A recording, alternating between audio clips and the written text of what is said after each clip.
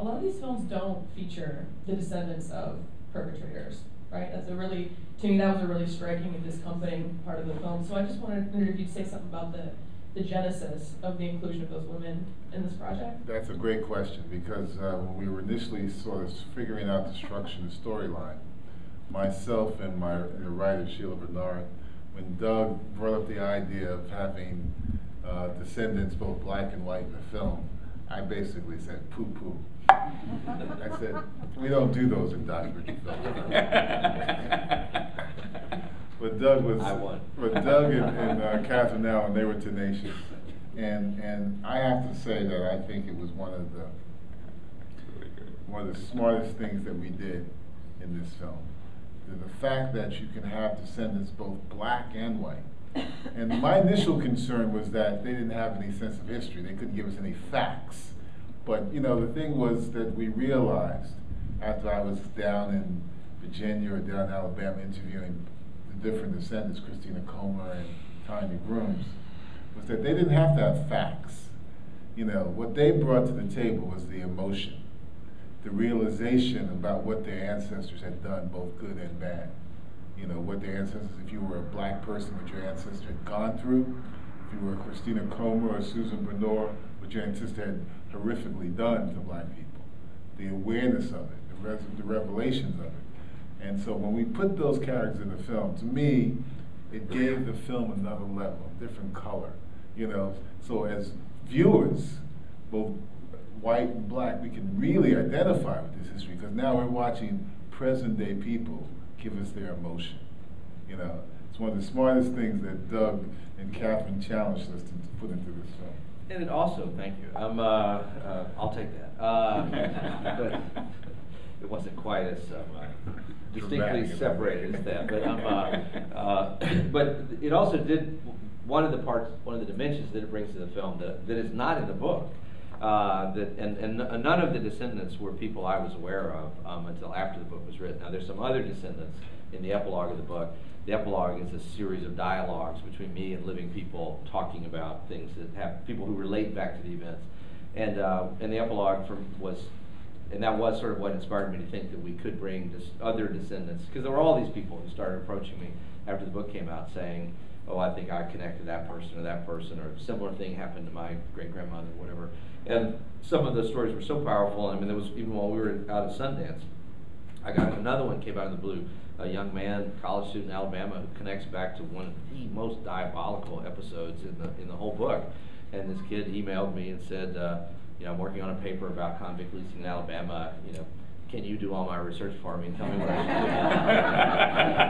should do? So, you know, because I get about one of those a week. You know, and I said, well, have you read the book? And it has this thing called a bibliography, but that's another thing. It's another issue in American life.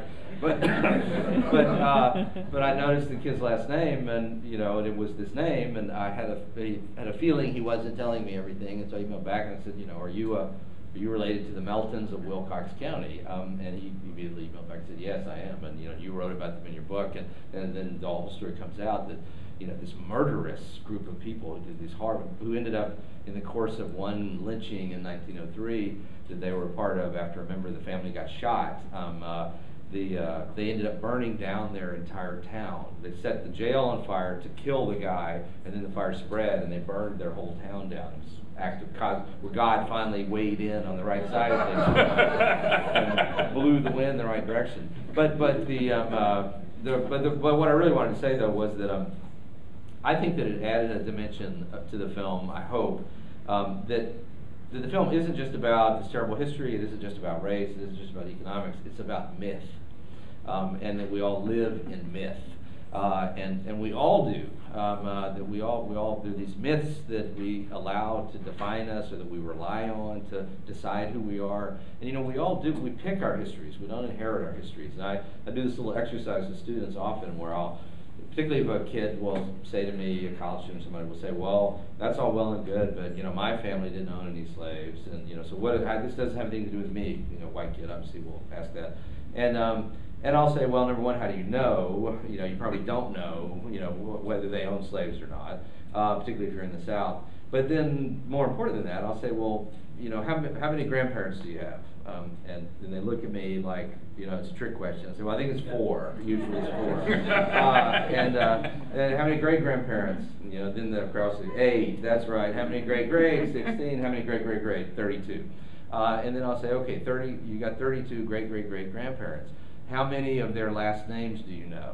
And then they look again, trick question. I'll say, well, you know 1 because it's your name. And then they'll say, you probably know your mother's maiden name. That's 2. You might know 1 or 2 more. Very few of us know more than that. If you're into genealogy, you might know 3 or 4 or 5 of those names, maybe, or you might have once heard them. But there are 32 of them out there, and it's impossible for us. And the great-great-great-grandparents, for most of us, that gets us back to somewhere between the 1820s and the 1870s. You know, gets you into that period of time. And so what we view as our personal history is, and you know, sometimes we pick our paternal history, you know, in being a patriarchal society, but not always. You know, I identify more with, you know, with the maternal history in my case. But whatever the case, we pick the history that we want to be our history. We have all these alternatives out there, and we choose the one we like the best.